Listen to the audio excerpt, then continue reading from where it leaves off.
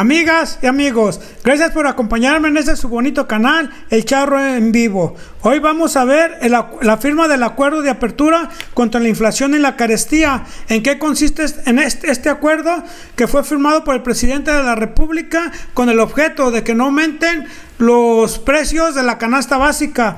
Y también vamos a ver cómo algunos periodistas de la derecha opinan de lo que es el gobierno de México, diciendo falsedades, que es una fábrica de pobres, como si en los gobiernos anteriores o en los sexenios anteriores hubiéramos vivido en la opulencia. Y por último, vamos a ver lo que opina nuestro presidente de la República y qué nos informa de lo que es este acuerdo. ¡Comenzamos!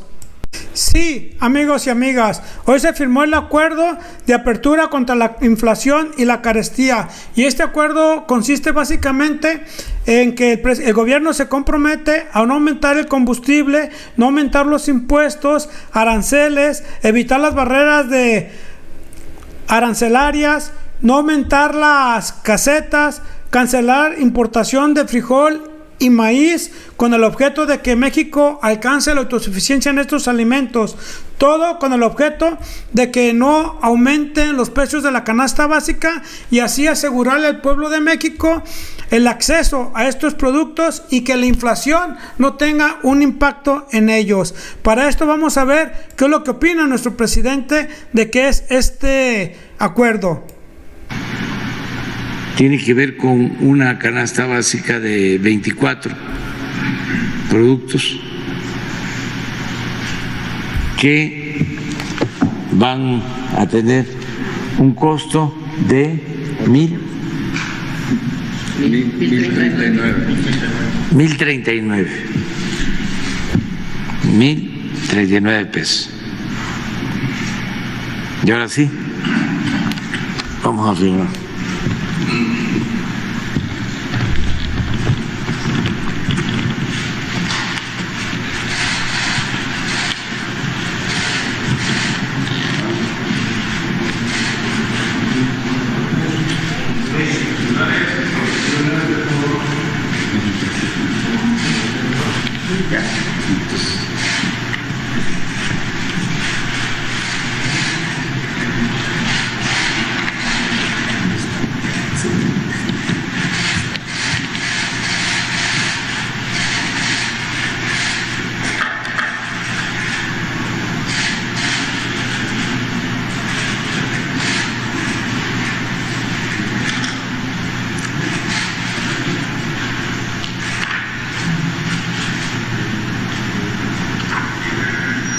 Bueno, pues este es el acuerdo ya firmado. Pues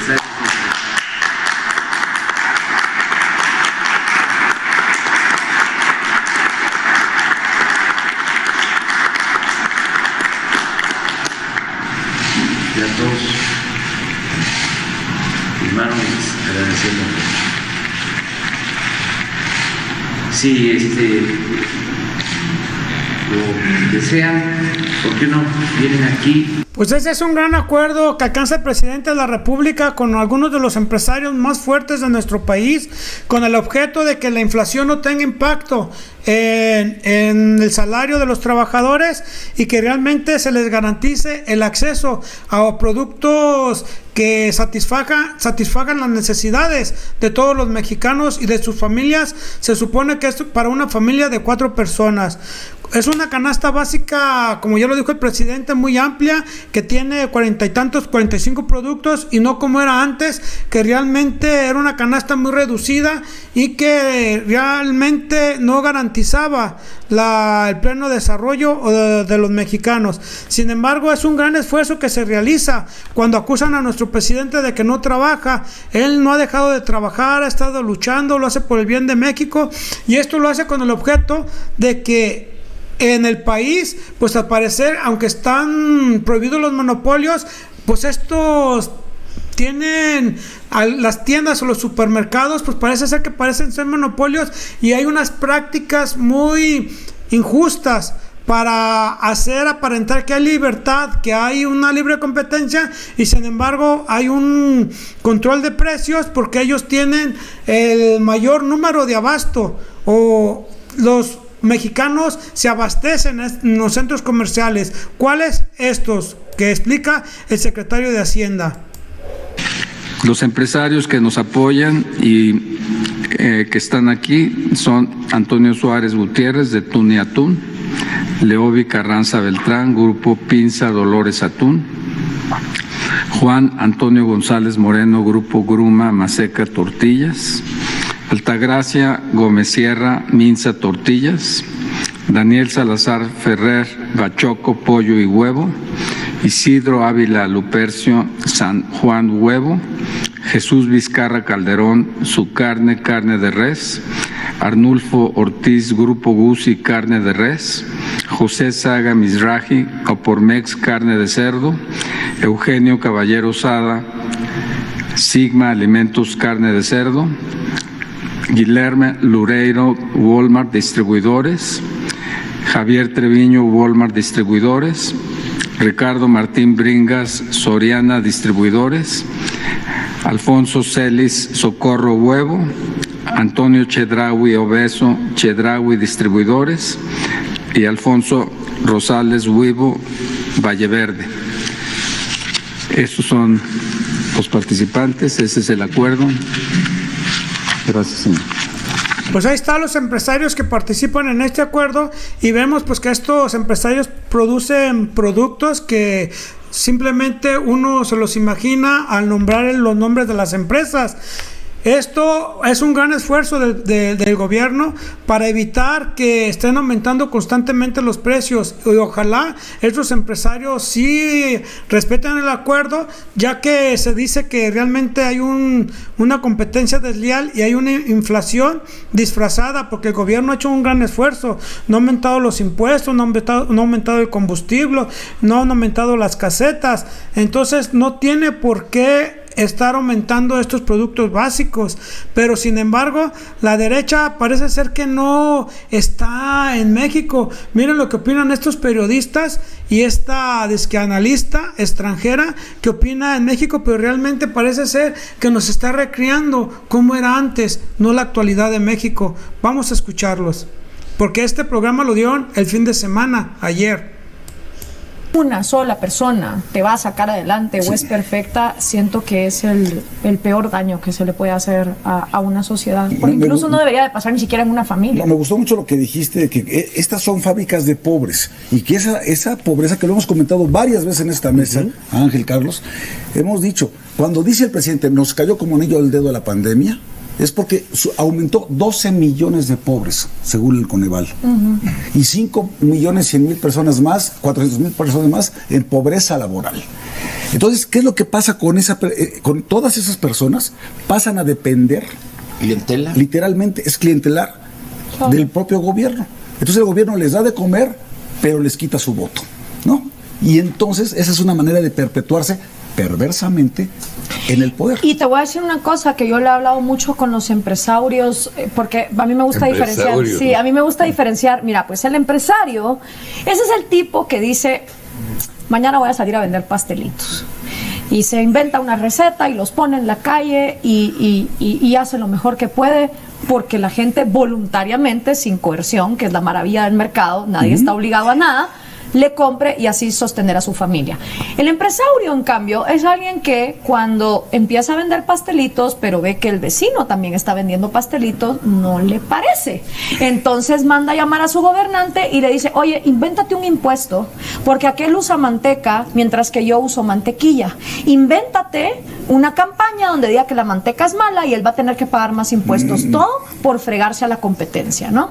Entonces, el empresario latinoamericano, muy acostumbrado a sus fincas desde la época de la colonia, también le gusta apostar por políticos que no contrataría ni siquiera en sus propias empresas, porque son tipos de dudosa procedencia, Y cuando en cambio quieren contratar a alguien para sus empresas, quieren que el cuate haya estudiado en un Ivy League, que sea trilingüe, que haya sacado los mejores estándares de inteligencia emocional. Pero para darle plata a un político, vale madre si el cuate tiene juicios en su contra, incluso asesinatos. O sea, no somos congruentes entre lo que queremos para nuestra empresa y para nuestro país, ¿cierto? Ese es el empresario.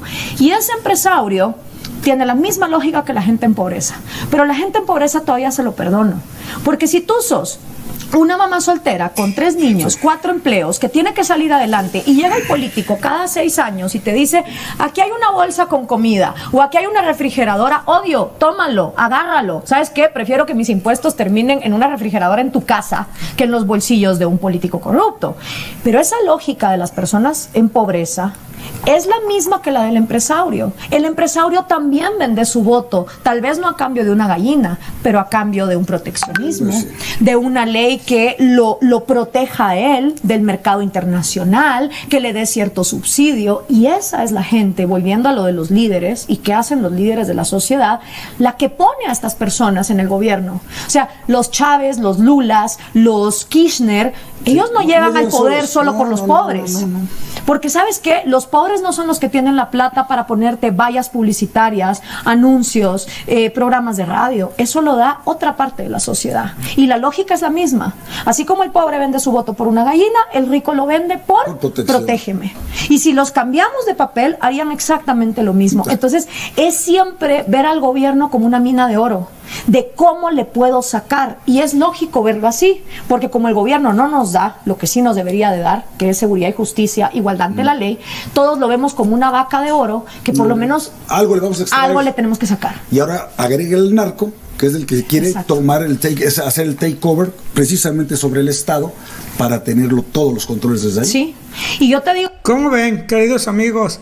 Tratando de desprestigiar al gobierno de México, dicen, el gobierno de AMLO es una fábrica de pobres, como si antes hubiera México estado en opulencia, cuando después de que estas personas como el Javier Lozano hicieron a México, lo convirtieron en un desastre, lo despojaron de la riqueza nacional, se le entregaron a los extranjeros, él fue un peldaño de la corrupción. Con los empresarios de Luz y Fuerza desaparecieron esa gran empresa mexicana. Se ha prestado a hacer corruptelas, como en el caso de Shelley Yegón. O sea, esta persona parece ser que se están describiendo los gobiernos anteriores a que llegara a Andrés Manuel López Obrador con la 4 transformación. Nos llevaban en un número de pobreza de 55 millones de pobres.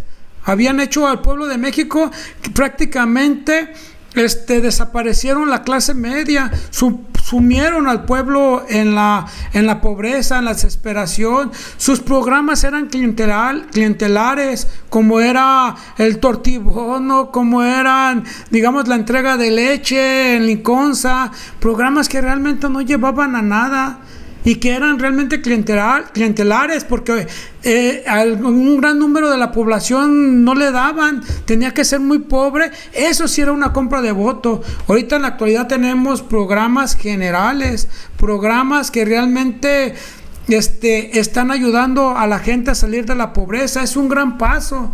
Quizás no salgamos en esto, por eso es muy importante el sexenio que viene. Y esta persona se pone, Gloria Álvarez, que es guatemalteca, que se pone a hablar de cosas que realmente pues no están acordes a la realidad.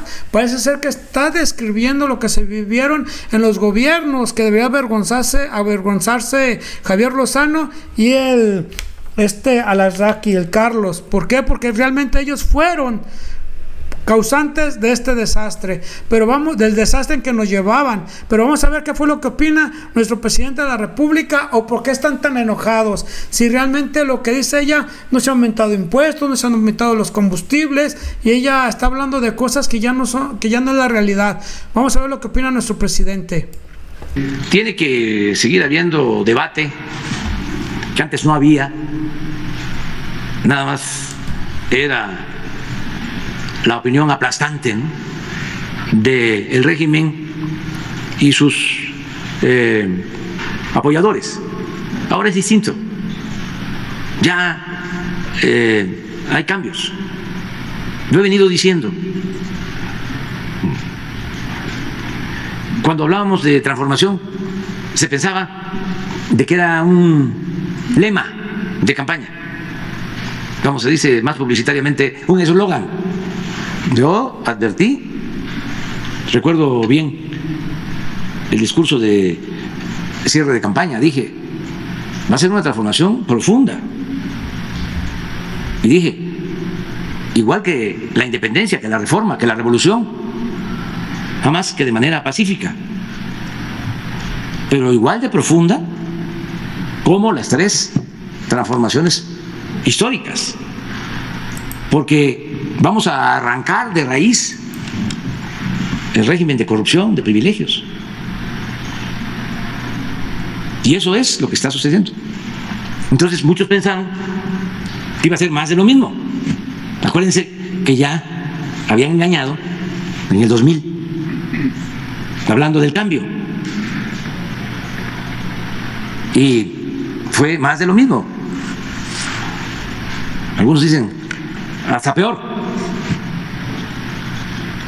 Fue lo que se conoce como gatopardismo, eso que consiste en que las cosas en apariencia cambian para seguir igual. Y ahora no. Pero eso les cuesta aceptarlo, y además, como se sienten ofendidos,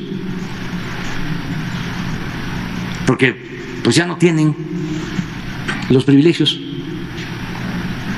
que tenían en el régimen anterior, en el antiguo régimen, pues hay molestia.